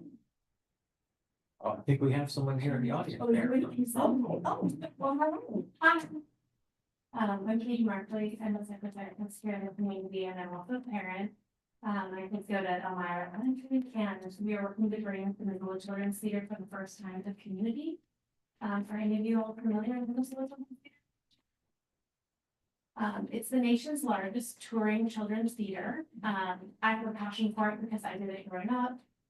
Growing up in Rapid City, South Dakota, it came every year to my school, and it actually did a lot for me as a young person and really instilled a lot of confidence, love for the arts, things like this. And that's why I'm now heading up our committee to bring them here for the first time. So the reason I'm here is that it was suggested that this might be a good place to come asking for donations. We're working to increase art education in the Frederick School District, and so we're hoping you all might want to make a donation to the project. All right, Thank you. yeah. If you all have any. So is there any discussion? What's your outline budget for this? Yeah, so the production costs $3,900. Currently, you know, what we're working to do is we're working to have each family pay a tuition per kid, but we don't know how many kids are going to come in through the production. We can have 60 kids in the production, which would make 2,400, but let's say 50 kids go out, we'll make 2,000. We also are aware that not every child can pay for tuition, not every family can pay for tuition, so we are saying nobody's gonna be turned away, we'll offer scholarships. So we're gonna cover that from whatever we raise as well. So we are aware that some funding is coming in from our families, and we're doing a pizza donation today. Some of you might have seen, we're doing it with Domino's. 50% of the profits from today's sales are going towards the production, so I think there's some people on the phone. But yeah, this is just, you know, us stirring up a little bit of support and interest in increasing the art education. Any other questions? Okay, thank you. Counselor, just think straight line. I'm always in the way. All right, Are you guys partnering with the high school at all? Yeah.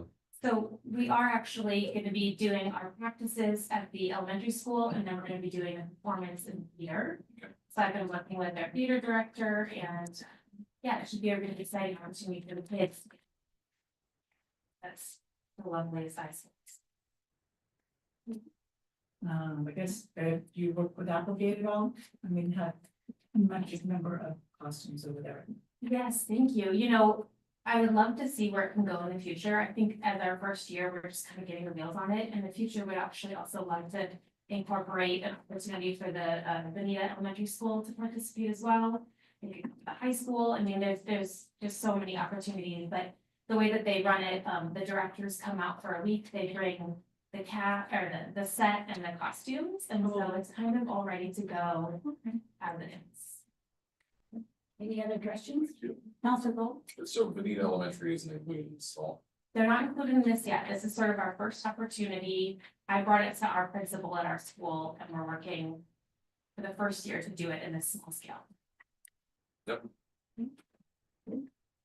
Counselor Floyd? And so you're going to engage 60 students to put this on, you think, and that includes high school, middle school, and elementary? We're just doing it at the elementary school. Okay, and strictly so- elementary, 60 kids coming from Elmira Elementary. Right. Okay. Yep, and they can do it, you know, if less children come, we can still do it. But we can do it. No, but I wanted to say I did order Domino's today, so. It's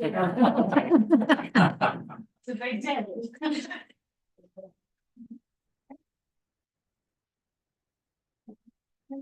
So. So We gotta figure Should we do out. 500? Your adoption is 300, 305, well, I mean, it's option as much as we want. Yeah. Well, don't we have a budget for what we can spend over a given year? Where is it? There we go.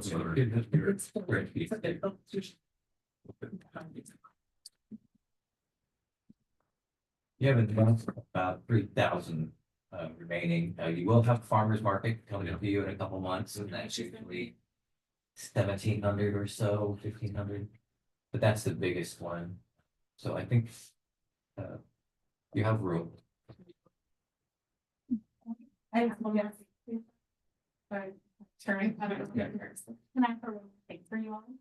We created another form that I printed out to bring you that I provided it. So I'm happy to send it in, but our principal just worked with the PTA to work on a program for the production, and we're gonna have, you know, sponsorship materials in there. So if you all are interested, of course, we can put that you all donate. I'm okay with 500, if you guys are okay with 500. Okay, okay. So I make a motion to donate $500 from the council's discretionary fund. Okay, is there a second? A second. They have a motion second, all in favor, signify by saying aye. I, Opposed, motion passes. Thanks so much. All right, council committee, may have some reports. I'm gonna start with council right. I do not have anything to report. Wayne Act will have, my first time house meeting next time this Wednesday.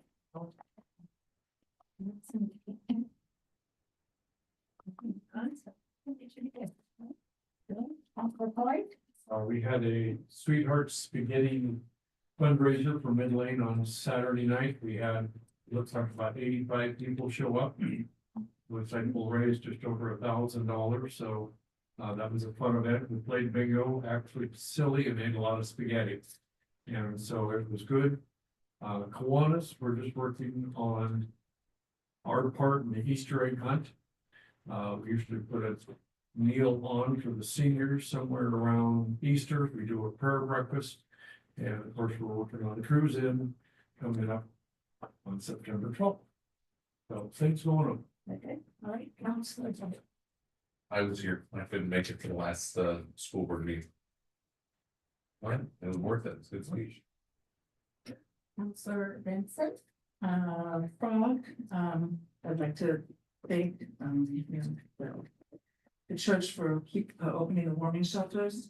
They, were open for, I think, 3 nights in a row, which was, a lot of different. More than that. Was it wild? 9 nights, wasn't it? Oh, I think it's 7 or 9, yeah. Yeah. I served for 2 different weekends and it was everything in between. Oh, my goodness. 9 nights. I stand corrected. Thank you very much. Anyways, that's a huge, that's a big aspect for the community to be open in the evening at 3 o'clock in the evening, the night shift. And other than that, we discussed, working on our spreadsheet for, emergency services, which is probably gonna get pushed to a separate subcommittee pretty soon. But we need to Thursday to discuss that. For the Poverty and Homelessness Board, there was one more hoop I had to jump through, so I just let you know, I was approved by the Board of County Commissioners last month to be on this board, so I'm officially allowed to be on this board, which starts, which will be held on the 19th, so I have nothing to report other than that. And then it's only an even months, by the way. Park Board, we've got the egg hunt up and running, ready to go, lots of eggs and probably no Tootsie Rolls, only chocolate, okay, so that's coming down. And then we were having a feasibility of organizing events issues, and we'll talk to you more about that after we get through some stuff with our board. The chair might show. Oh, yeah, it does. That's all. All right, thank you. So no LCOG meeting for me yet, coming up in the month. Chamber of Commerce, we started our logo launches. Get ready to put that on. So we have the committees called logo launchers. We're the ones that put all the identity brand out. Logo.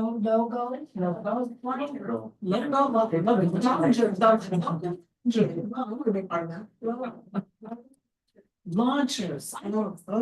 Not very ready to launch it.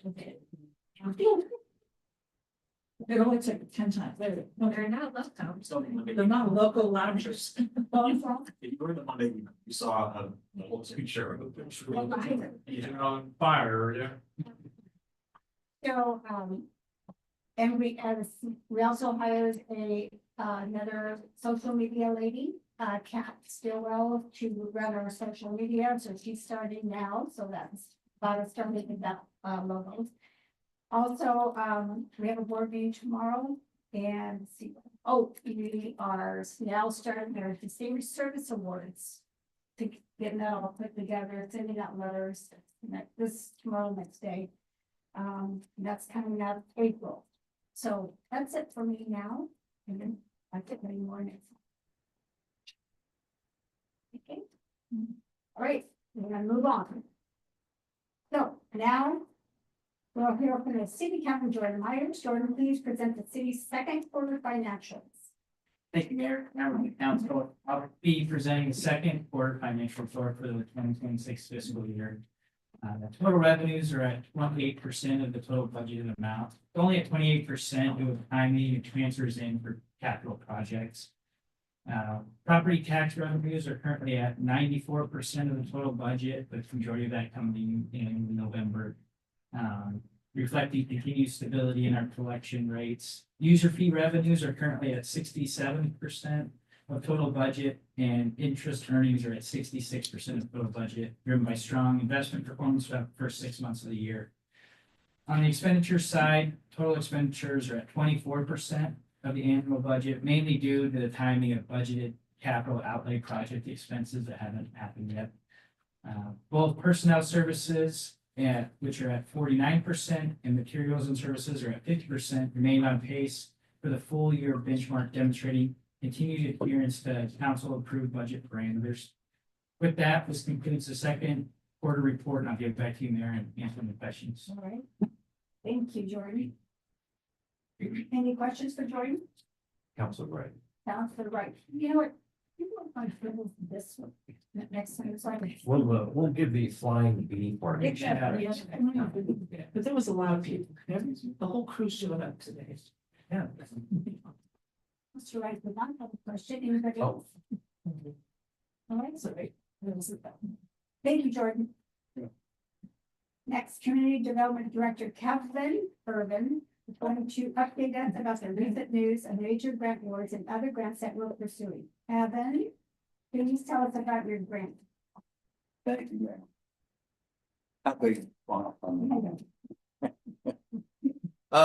There are actually, 3 grants that we have, currently. The last one will be kind of the most important. You've heard about the other 2.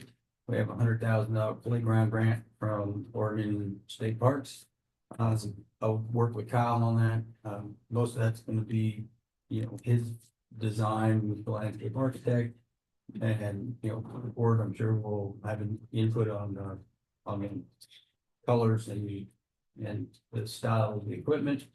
We're just not there yet. As you know, Bolton Hill's kind of underway. The second one, it is also underway. We have a housing planning grant. It is a piece of a number of grants that we're doing. We'd rather them not be piecemeal, but they are. 2 different consultants, looks like, Cascade Partnerships, is that right, Jake? Cascade Partners, LCOG, and now you go Northwest, there's several different housing and house development. Analysis to position the from a planning perspective. And then finally, we just received what's known as a green infrastructure grant from the Department of Land Conservation and Development. For a long time, the area along Jack Kelly, lot 400, all those areas down there have been problem for the city of Veneta. So I kind of set out to solve it or drop and solve it. And I said, all I need, is like $500,000, I'll fix it. And so they gave me $500,000. Us, $500,000. Oh, not just me. Thank goodness, I wouldn't know what to do with it. I wouldn't know what to do with it. Anyhow, this is kind of slide 1.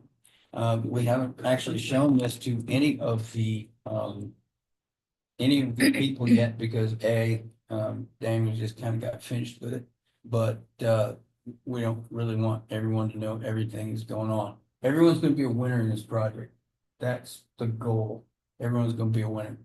So the idea here is to cut out areas where we can actually do development as long as we can get rid of the buffer that we generally have against all the wetlands.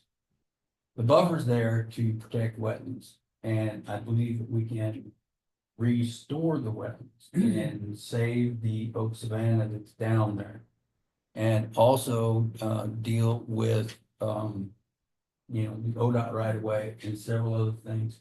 There's a couple things that we want to get out of this, and if you could put the other map up here, this could be, at a fast food, that could be fast food. You could have any kind of thing in there, you know, when you put City of Veneta and all your businesses in there, for some reason it says Harbor Freight's coming next, it could actually fit there. Well, we don't know what's gonna go there, we're just gonna market the properties and we'll market at the same time that we're marketing in lot 602 over there. But again, this is a ways down the road, so what's the first thing that we have to do down there? We've gotta go down and fix it. The City of Veneta, before I got here, did some really nice work. You put in the frontage road, you have a major water line, and you have a lift station down here, so you have all your utilities, you have everything down there. So why hasn't anybody gone down there and said, hey, I wanna build down there? It's because you can't. I mean, you flat out can't right now. There's just no other space. Maybe a little piece right in there, maybe you put a Dutch Bros in there. That one already sold. They bought Taco Bell's, you know, working with this building. Can you put that other one up? Oh, is that all I had to do? Oh, thanks. Sorry, I'm technology challenged. Anyway, this is one of the ones that I actually sent out second. This is another grant for about $200,000 to go on top of the other one, because I didn't have enough money. I said $500,000, but I really need $750,000. So, I had this other grant all teed up because I didn't really think that the green infrastructure grant was going to happen. And then when they gave it to us as a grant, I had this whole grant written for Oregon Watershed and Housing Board for the same project. And kind of like Andy Dufresne, I decided to write 2 letters a week. So I turned that grant around, wrote it for something not completely different, but basically this area over here, you have a stump pond over there that's about between 2 and 4 feet deep, and it's going to do nothing but draw more bullfrogs. And that's the last thing that you want. So this is kind of the plan to restore what's down here. This is an ash dominated wetland. Well, which one? this is lot 400. This is the BPA easement right there. So this is lot 400. That's all. We don't know where the wetland delineation line is yet because we haven't done it. Once that's set, we plan to restore all that in there and fence it. But that restoration is going to be unique, and we may be one of the first ones that actually does this. Every tall tree down in there, or 90% of them are going to die. Yep. You're losing them in the next 50 or 20 years. They're gone. Well, nobody has thought to say, why don't we get out ahead of it? Because again, they want cool water, they want covered wetlands, they want them to stay the same. So our idea, we're gonna go in here over the next few years, and we're gonna take out select trees based on what arborists, what wetlands people say. Take out select trees, plant back species that will replace the ash over time. So that's basically what's happening in this area. What's left eventually, I hope, when we talk to the park board, they're interested in putting a bike skills park down there because already talked with the Disciples of Dirt. They even gave me a support letter on it. They'd be more than happy to put that down there. But again, that's way in the future. It's like at least a year or two from now. Again, this is our lot right here. It's basically done. Everything on there except for your stormwater facilities, which would either be on site or may end up being in an area in here. I may want to share parking here. We may want to share stormwater facilities in here. There's also some room in here. All of this green area is oak savanna. Let me tell you something about it that you may not know.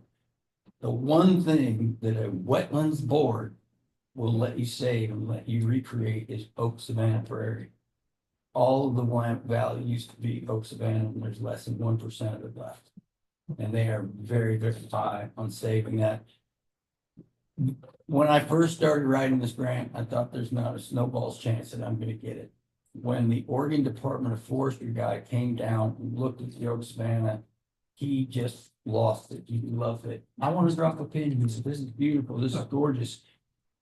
He said, "I cannot write you a letter of support though." I said, "Hey, why not?" He goes, "Because we're gonna be scoring these." He goes, "However, if you get the grant, Oregon Department of Forestry is a partner in this grant. They will be our partner in this part of the project. Also, we're gonna partner with Fern Ridge School District. After this is all done, after this is all finished, there's gonna be 3 years of maintenance, and we have the money to have high school students do that. Maintain these wetlands with the experts in the field. We also want to do outreach to the schools. So in their science classes, they can learn about the environment where they actually live. So to move on a little bit, another big thing, let's make ODOT happy. I want to redo this whole thing. We have the money for it. We need to take out all the big trees. Anything over 4 inches is not legal in a right of way. The reason they haven't touched it is because if they go in there and they start messing with it, you got to go put it back to 100% safety. Well, we can do that now. And the local Long Tom watershed said, "Wow, wouldn't that be a great place to do stormwater filtration?" Yes, it would. So there's a lot of things going on here. We may do some restoration of Oak Savannah in here and down in here. We just don't know yet. This is all to be saved in here. All of that. There are some big ash trees in there. It's gonna be the same, goes on. But the whole idea is to redevelop this right here, this giant patch right in here. That is over a 1/4 acre to 1/3 of an acre of monoculture Himalayan blackberries.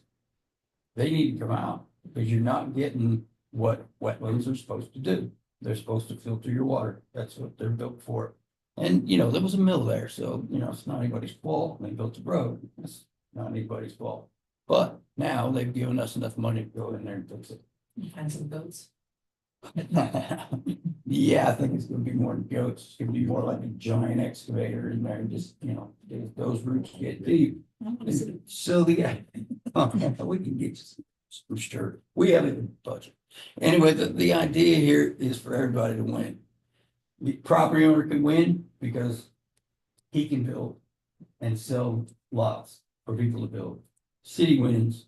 We take out all the excess trees. We can actually see the city on the hill. And when these things get built, when these things all get built, then you have tax money, tax money, tax money, tax money, tax money. So city wins, property owner wins, ODOT wins, the watershed people win, state wins. I don't know. Does anybody see any losers? Okay, good, because that's the way I wrote it up.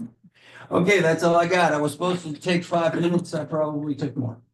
If you got any questions, I'll be happy to answer them as best I can, because as the DLCD people said, this thing has got a whole lot of moving parts, buddy.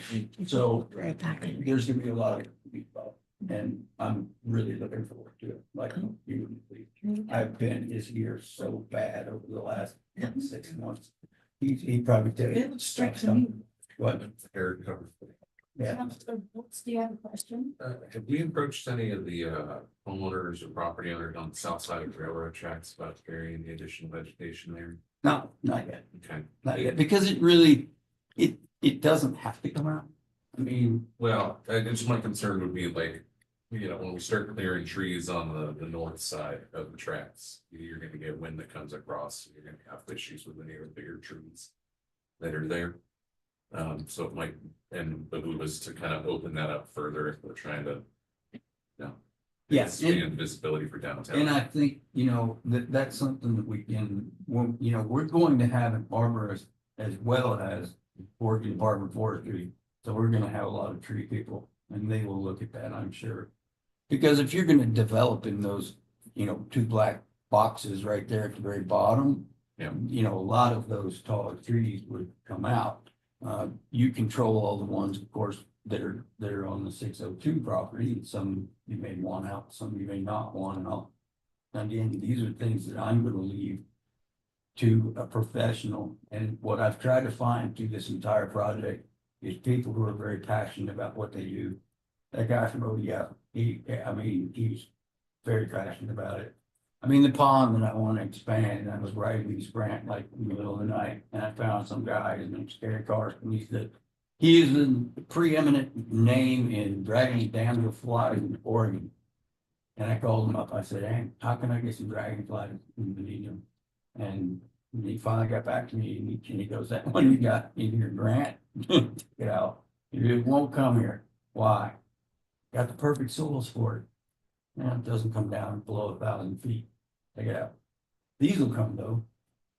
And why is the pond turtle not in there? So put that in there. So there's, you know, I need that guy, and I need that forestry guy, and I need the wetlands people, and I'm gonna need the business people. I'm gonna need very, very passionate people. And fortunately, we got passionate teachers over at the high school. Got passionate people who want to, you know, talk to students. Like I said, I think it's gonna be an excellent project and maybe a game changer for the city. I mean, community development is what I do. So that's how I see developing the community. All right. Any other further discussion? All right. Entertain a motion on this agenda item. We don't have any. Motion. We have a second item, number 2, the ODOT speed zone investigation. Yes, Oh, I'm sorry. Thank you. you're welcome.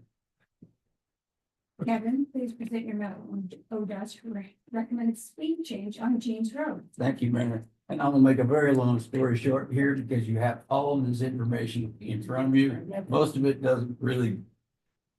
isn't gonna tell you a whole lot, just a bunch of pretty pictures too.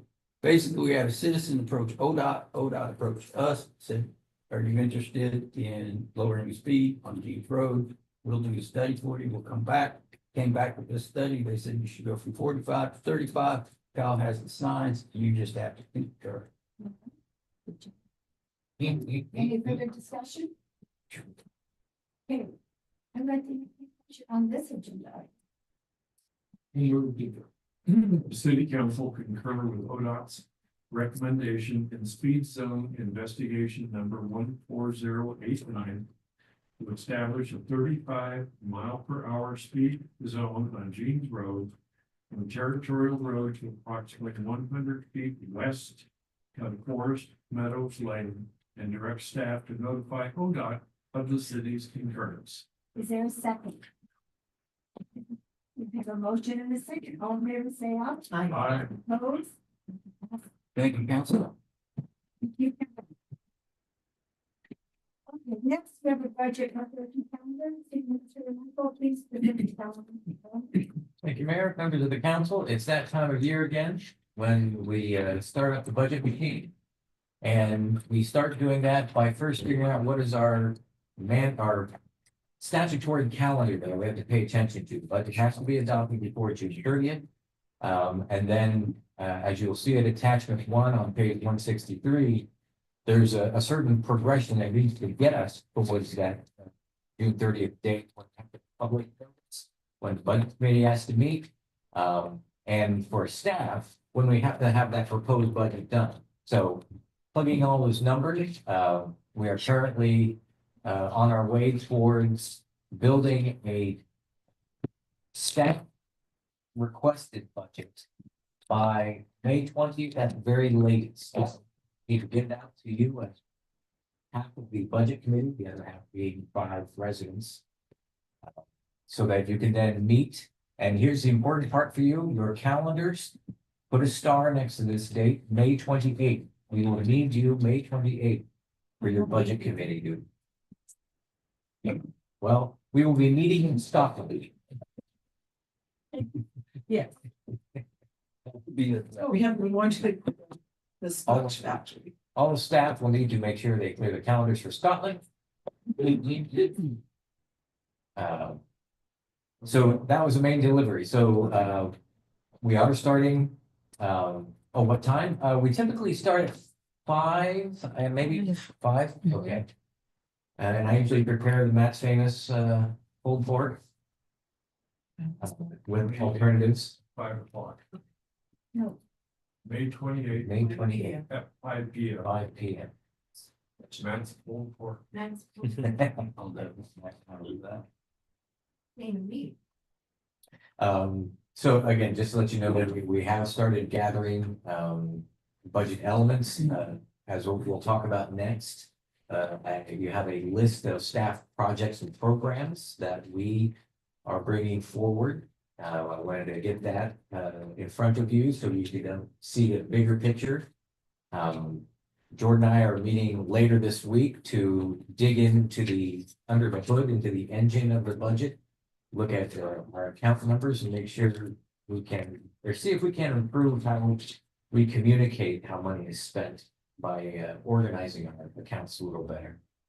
So we are in the process of getting that all started. Mayor, I'll hand it back to you if there's any questions about the count. All right, any questions? Okay, thank you, Matt. You're welcome. Okay, we have staff projects and program budget list to review and discuss. Matt, will you please present your memo and the tables of project?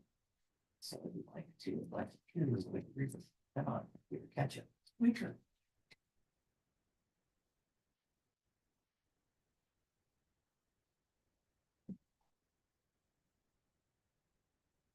Spread them out, we have very stuff.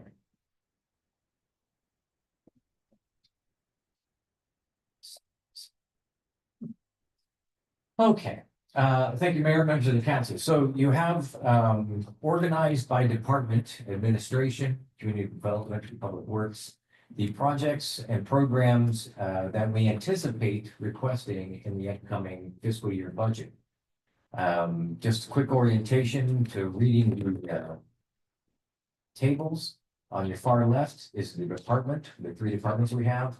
Within each one, color coded are programs within each one. Of course, public works is the easiest one to see. You have sewer and water, and stormwater. Administration, you have support, which is like our IT, the city hall project, the economic development, as well as code enforcement, law enforcement, and public safety. Community development, parks and rec, and then long range planning. For brevity's sake, I will just point out there are a few major ones when it comes to the administration department. The city hall expansion, we're budgeting $1 million, but that is truly based on seeing what type of money we may get from a buyout of our cell tower lease, the tower that's on city land over at the Public Works Yard. If that money comes in, then we would look to try to do that project. If not, then we wouldn't look to do that project. The cost of that project will be 70% general fund, which would be largely coming from that lease buyout, and then 15% each from water and sewer, since water and sewer, the administrative side of that operates out of the city. Let's see, you have all your economic development programs, incentives. Next. No, this upcoming work session is our economic development work session that we meet with the EDC and the BAC. And at that work session, it's where Jacob presents a proposed economic development budget. So you'll have another shot to look at these numbers and learn more about what goes behind them. Included in there, I'll note, are the attic improvements. That grant is still open until December. And that's from your URA funds, one of the remaining projects that taps into those funds. Right now, we're looking about almost 50,000 of it has been drawn, but we expect that to increase because they're increasing their activity with the goal of opening that building come April. So we expect that to be drawn down by the time we get to budget time. Let's see.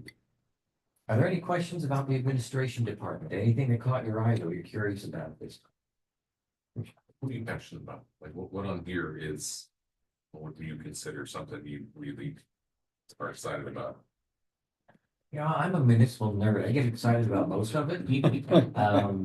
I am curious about two things. Mhm. One, that city hall. Will the serendipities align such that we can make that? The other, honestly, is the communications master plan implementation. The communications team has been doing some good diligence on investigating text notification features and in the course of doing so, realizing maybe we should be reevaluating our website capabilities as well. So, come this budget, we may look to either add a second horse to our wagon, or maybe just swap horses altogether. So I'm excited about that because that would really open up our communication channels, I think, a little bit more. Yeah, so that's for administration. At the community development department, that second page, that's where you see a lot of the Bolton Hill Sports Complex. I will say Kyle and I basically moved these numbers forward because we want to get them dialed in as we approach budget time. We expect a lot of the money to be spent as things pick up now coming into our second construction season after getting through the winter. So we'll see what remains. But then we have also the phase 2, which is the park that Kevin talked about. We have $100,000 grant for that park. Total cost, we're expecting close to $300,000. One interesting, again, opportunistic, we have city park sound mitigation. That idea there is, can we think creatively about putting something that might reflect the sound that's emanating from the amphitheater and pointing towards Ruby Jean Lane neighborhood? Don't know what it looks like, but it's something that I know the neighbors have asked about. Could be a rock cloud, something that will Sponsor boards. sponsor. There'll be some creative options there, so that's when I'm a little excited about saying, what can we do there? Open up your creativity.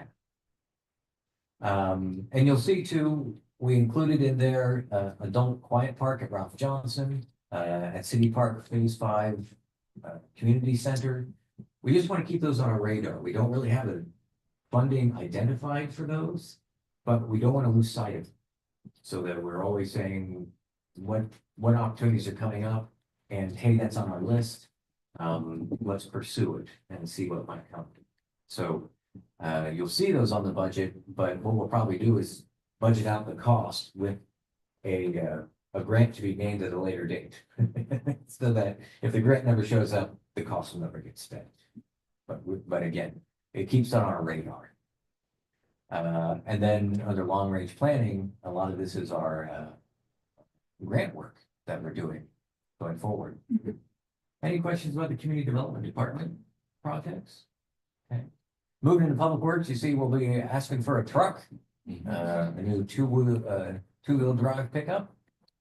The day I saw him outside of just talking to each other. Yeah, nothing serious. Nothing serious. And then going towards page 3 of your chart, where we really wade into the public works programs.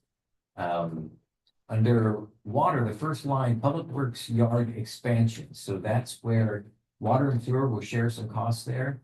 But the idea would be to clear the trees on the property that we own to the east of the public works yard.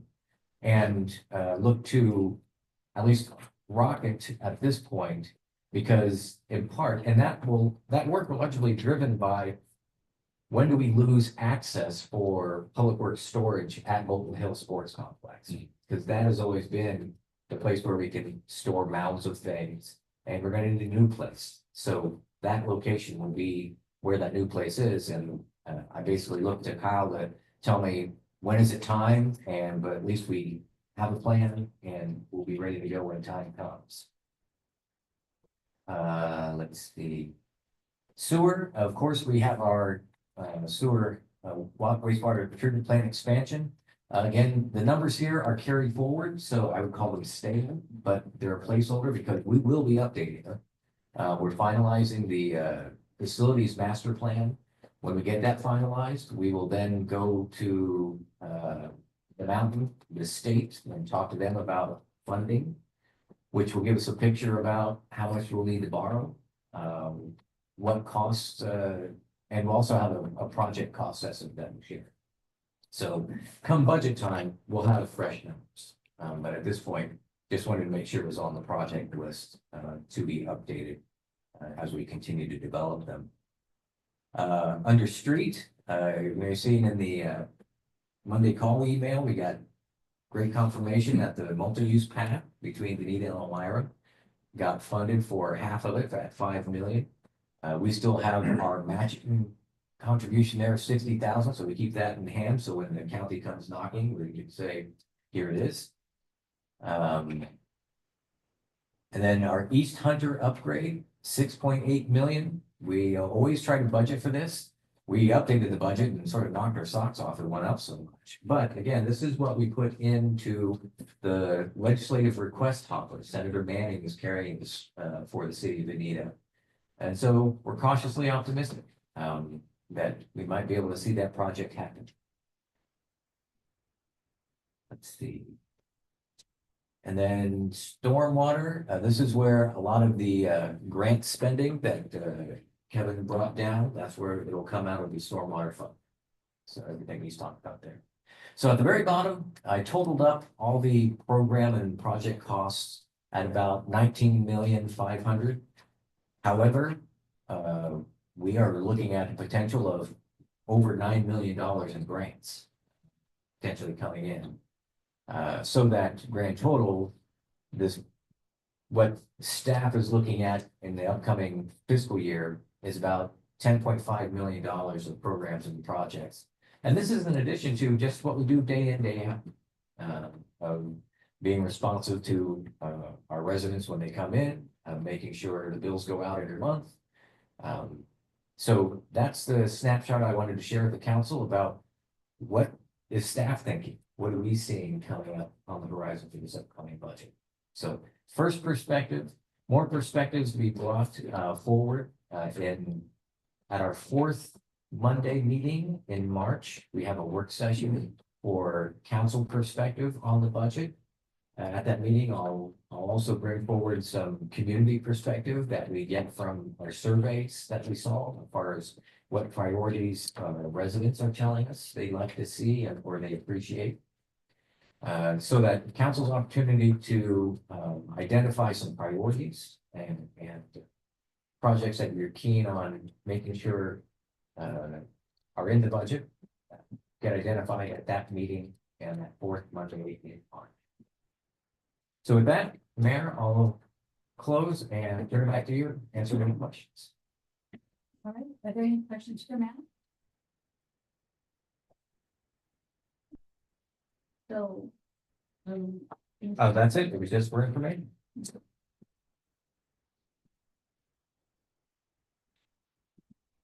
Okay, so are we done with that? Yes, yes, we are. So we now recess? Are we there? Yes, we are ready to recess. So.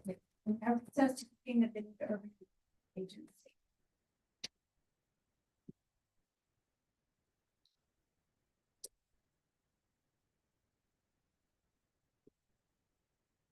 I call to order the February 9th, 2026 meeting of the Veneta Urban Renewal Agency at 8:27. City Clerk Robley, is there anyone signed up to give public comment? There's no one signed up for public comment, Mayor. Is any board? Consent agenda? I'll entertain a motion to approve the consent agenda. Make the motion to approve the consent agenda. There's a second? Second. I have a motion and a second. City Clerk Robley, please call the roll. Member Wright?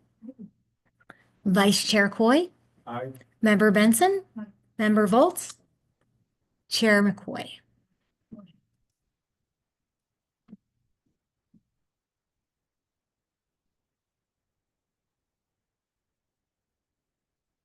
We'll do that one. No. Okay, next we'll hear about the second quarter financials from city accountant George Myers. Jordan, please present your memo. Thank you, Chairman Boyd. I'll be reporting the second quarter of the 2026 fiscal year. Agency-wide revenues have reached 16% of total budgeted. The reason for only 16% is since no new debt has been issued to fund projects, there's been no loan proceeds that further increase revenue totals. Interest earnings have performed above expectations, coming in at 184% of the total budgeted amount due to favorable returns based on current interest rates. Property tax revenue is at 106% of the fully budgeted amount. And agency-wide expenditures are minimal because budgeted projects have not been initiated for the 2026 fiscal year yet. With that report, I'll pass it back to you, Chairman Boyd, and answer any question. Okay, are there any questions from the council? All right, there are none. Thank you, George. Are there any questions from the board? If there is any other, Matt, any other? Not for Riverdale. Okay, during the Benita Urban Agency at 8:29 p.m. And we continue the city council at 8:29. Is there any other? I do have some other, I'll try to make it brief. This one is for the record, under Benita Municipal Code. The council has delegated to the city administrator certain responsibilities as to our streets. And one of them is the type, location, and time of operation of traffic control signals. And this relates to changing the stop sign at 8th and Perkins from a 3-way to a 4-way.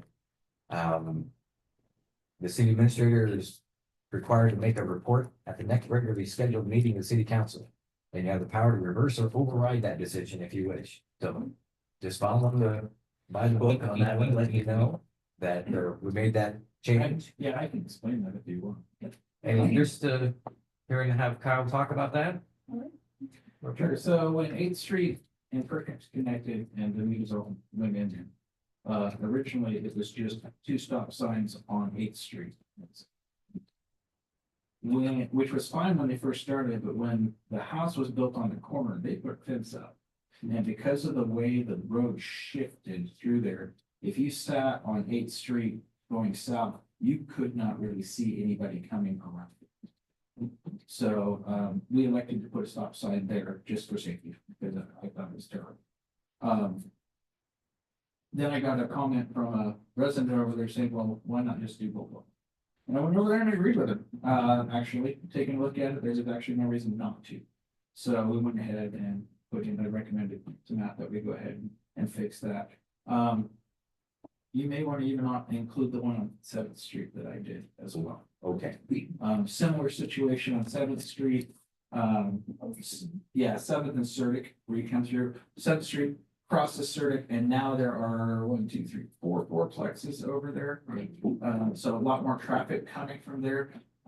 Their stub was not regulated, so went ahead and made that an all-way stop there. Again, just it's common sense to make sure that's used. So. All right, thanks for bringing. Okay, oh, go ahead. I have other. And actually, this other, thank you. The dog park pavilion is going up next week. Oh, good. Yeah. There'll be an opportunity to close out that grant, so Kevin can. Right now. Right. The grant range again. And as part of that, we may end up having to close the park for a couple of days. It's part of the safety of the animals in there, and actually more than anything else, because the contractors gonna be in there, there'll be some gates open. They're gonna do some 24-inch holes for the posts and stuff. So we may end up having to close over there. I'm trying not to. I work with the contractor, talking to about what we can do to make sure that it can be open most of the time, maybe. But as we go, they're saying that they think they can put it up for 3 days. If that's the case, then it's probably worth it to shut that part down a little bit. Yeah. Maybe on Saturday, Yeah. will you say? The small park will probably be open. Lily doesn't want to follow the workload of one.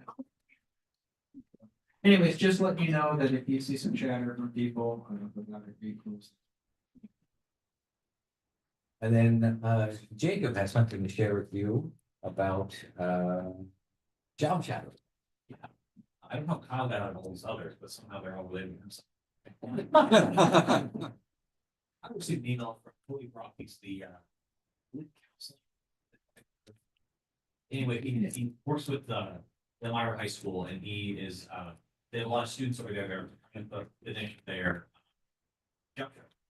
And they reached out and asked if we would like to do another event like we did about 2 years ago. Susanna was here. We did, I don't know if you remember, but they came out to carry the wastewater plant. Before they did that, we held like a mock city council meeting. And they wanted us to see if we would do that again. The way that worked last year is we went to the community center, sorry, 2 years ago. We went to the community center. We staged, some people came up, I can't remember the topic, but they had a topic and they did public comment on the west side. Yeah, oh, that's what it was. So they come in, we got certain members that were a part of council as well. So, we're thinking about doing this. We wanted to ask if council would like to be there again for this. We're still looking at a timeline, but hoping to do this sometime in March or April. Sorry. Yeah. Yeah, I think that's true, but it'll be during the day. So we'll let you know when the details get solidified, and if you're available, we'd love to have you participate in your council role.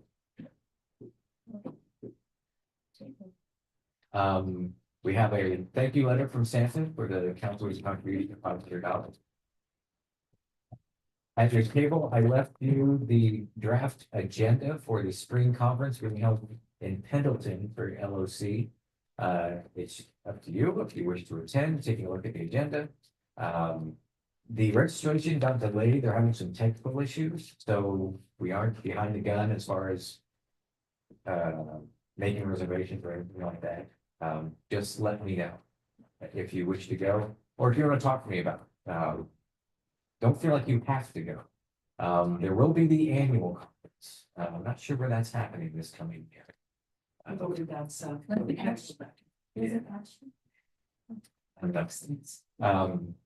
So this is the spring conference. There is an annual conference, so I guess I don't want you to feel like this is the last time to leave this. And then finally, I will reach out to you as a council and let you know that the museum has reached out and asked to have a conversation about renewing their land lease. The city owns the land that the museum sits on. The museum is actually interested in doing some improvements on that land. But first, we need to have a conversation about the landlord-tenant relationship in that lease.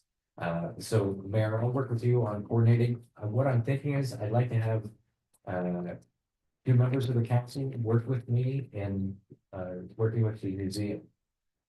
I'll share with you that I have some initial concerns about making improvements to the property in the context of, to what I know right now, subject to change, that membership and participation at the museum doesn't seem to be very robust.